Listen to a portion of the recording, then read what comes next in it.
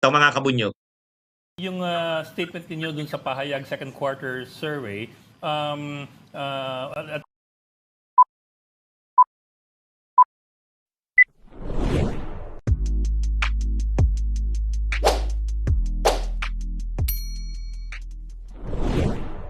Welcome back sa aking YouTube channel para sa mga first time nanonood. Please click mo na yung Young's TV Manila. Okay guys, wala nang ba ito, libre lang.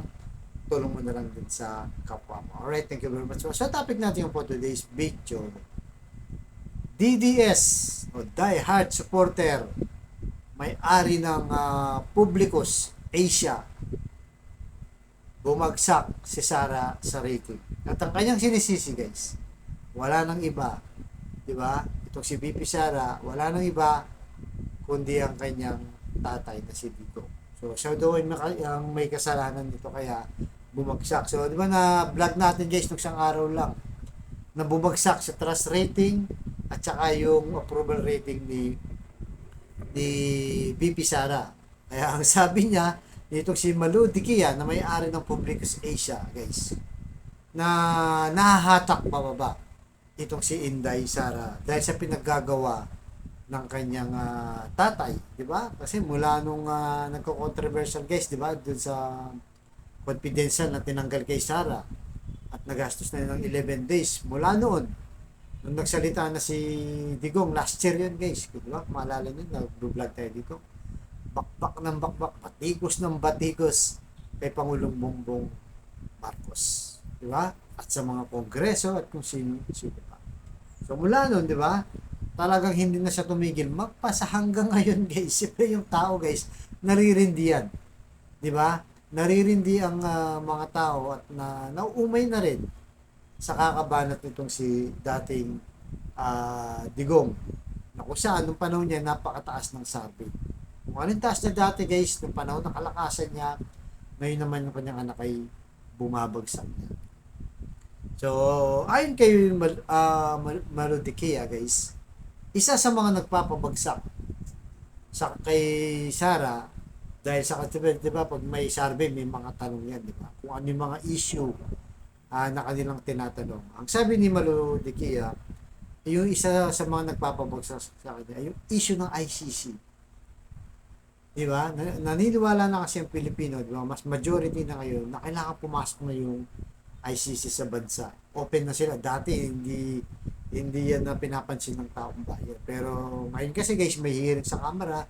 Patuloy, 'di ba? Patuloy ang hearing at napapanood. Kahit ako guys, napanood ko na rin.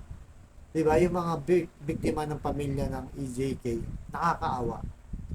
7 taon na silang umiiyak na humihingi ng katarungan. So, isa yun sa nagpabagsak. Pangalawa, ang pinakamainit din na pinag-uusapan ngayon ang West Philippine Sea dahil dun sa gentleman's agreement na maraming naniniwala, di ba, na itong si Digong at nagsabi rin naman ng China guys, binlag din naman natin yan, na meron talaga silang gentleman's agreement dyan sa West Philippine Sea.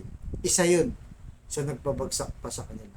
Bukod pa yung ano guys hindi pa naisama din yung Parmali, di ba, na 47 billion at yung Pogo ngayon guys, mainit na pinag-uusapan dahil iniwan niya ni Digong na kung saan sakit ng ulo, lahat yan guys, lahat yan ay iniwan ni Digong kaya ang taong bayan namumulat na rin, di ba, nakikita na puro hindi maganda ang kinalabasan ng kanyang mga pinagkagawa ng araw at dinidepensahan pa niya, di ba guys, dinidepensahan pa niya yung Pogo, di ba? Yung China at nakikita rin siguro ng taong bayan doon na mga pro-China rin talaga. Itong si Sara Duterte. Sa dami ng pambubuling ginawa sa ating mga China, di ba, guys? Binaterkanan tayo, nilaser, binangga, di ba? Naging pirata sila, may naputulan pa ng dalili. No comment lang siya. Isa yun sa matinding nasa puso. At alam naman natin, guys, lahat tayo galit sa China ngayon dahil talagang masyado tayong nilalait, di ba? O binubuli, binawalang hiya ng China. Kaya ang taong bayan, nagtataka rin. Ako hindi lang nagtataka guys kung bakit itong si Sara hindi nagko-comment. Pro-China talaga sila. Hindi lang siya, buong pamilya na. Di ba? At yun, buong pamilya rin ang tumitira, bumabanat kay BBM. Kaya siguro isa rin yung dahilan. Lalo na yung mga loyalista, di ba? So talagang nahihirapan talaga sila ngayon. Ito guys, ano to, survey na mismong diet. Duterte supporter. Kaya nga ibang DDS, nagagalit sila dito kay Maludi. Kaya bakit daw nilabas to? Di ba? Kasi nga naman, pampasira to kay Sara. Bakit nilabas? Eh, hindi na nga matapalan. Kahit siya, di ba? Siyempre, kumpanya pa rin niya yan. Hirap na siya na baguhin siguro yan. Hindi na nila kaya. Kaya pinakita nila kung ano. At nagsalita na rin ito mismo si Tiki na nahatak talaga. Dahil nga naman ng Duterte, ay Duterte brand, share sila. Yung tatay niya, at saka si Sara, at saka sila Baste. Dumidikit ang pangalan Duterte dahil magkakapamilya ka sila. At lumalabas din guys, di ba? Yung maisog na yan. Di ba? Puro kasiraan lang. Puro kasiraan lang kay BBM. Di ba? Hindi natin kinakapihan si BBM guys, pero kasi yun ang lumalabas. Gusto nilang pabagsakin. Itong si Harry Roque, si Glenn Chong, di ba? Si Pico Rodriguez, yung maisog guys, yung mga sumusuporta dyan sa maisog. Kaya kumaga, the more na maisog sila, lalo bumabagsak itong si Sara. Kaya ngayon, maraming na rin dumidistansya kahit yung mga sa politiko. Diba? Tingnan mo si Tol Tol Tolentino guys, di ba? Si Tol Tolentino, dumidistansya na, sumama na sa Marcos administration. Hindi na dumidikit kila Bato at saka kay Bongo. Di ba? Narinig niyo dati anong sabi ni Bato, di ba? Kaming dalawa ni Bongo, mag-guerrilla type na lang kami. Kami nilang mga kampanya.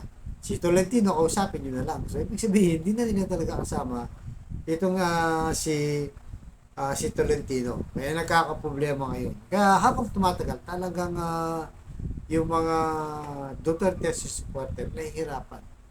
Habang patagal ng patagal. At ngayon, kaka-resign lang ni Inday Sara, di ba? As a DepEd Secretary. Pagka naging maganda ang performance nito si Angara, lalong mawawala itong si BP Sara. At may kukumpara. Di ba? Kung maganda talagang gagawin itong si Angara, makita ng taong bayan, yung quality education, shortage ng room, ng pagtaas ng sweldo ng mga teacher. Yung problemang iniwan ni Sara ay lalo siyang malulugmok nito at lalaga pa sa mga survey. Yan guys. So, ito guys, panoorin nyo muna guys. Panoorin nyo yung sinabi mismo ni Malodikia sa kanyang interview kung saan na sinisisi itong si Digong sa pagbagsak ni Sara Duterte. Right? Pasok! Ito mga kabunyog. Yung statement niyo dun sa pahayag second quarter survey, at least this much I get. Stable or steadying approval ratings ni BBM, ni Martin Romualdez, at ni Chief Justice Alex Gesmundo.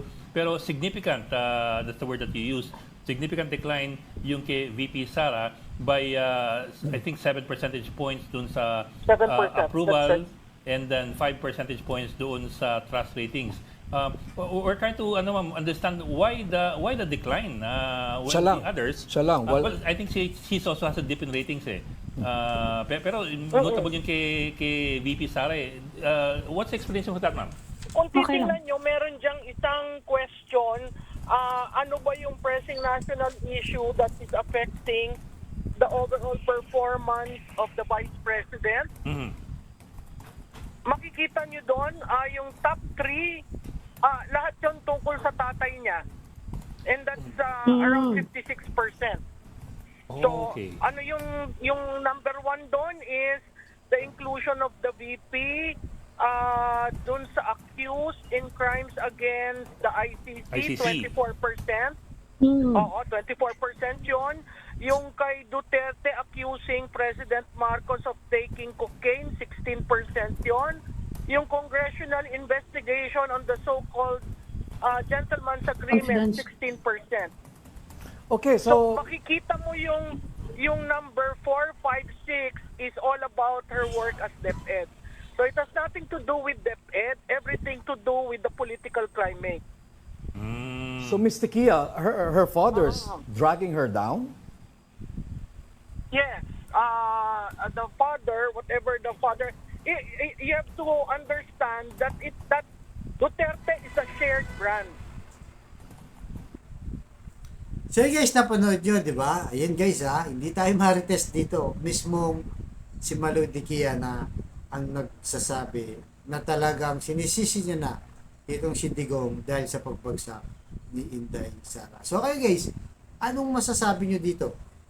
Malaya kayong mag-comment na kung i-analyze nyo yung nangyayari nga sa pamilya Duterte ay kasalanan nga ng kanyang ama na itong si Digong kung bakit bumabagsak si Sara at pati ang kanyang career sa politika.